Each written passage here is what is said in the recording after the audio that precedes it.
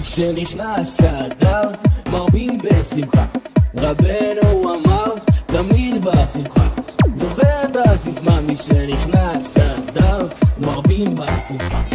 קריאת המגילה לא פותח מהמגילה 127 מדינה ססר ליהודים אבן השונאים נשאר עלמי לא תקף לתוך הפנים.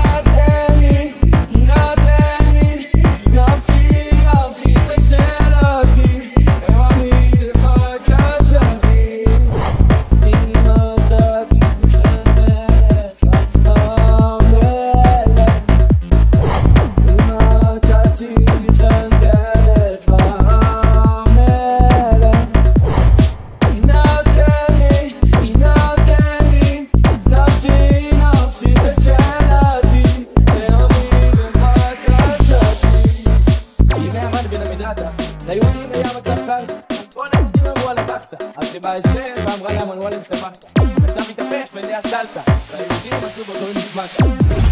אם מצאתי חן בעיניך המלך, אם מצאתי חן בעיניך המלך, יינתן לי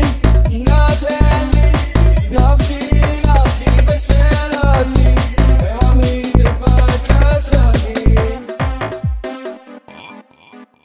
אם מצאתי חן בעיניך המלך, אם מצאתי חן בעיניך המלך, יינתן לי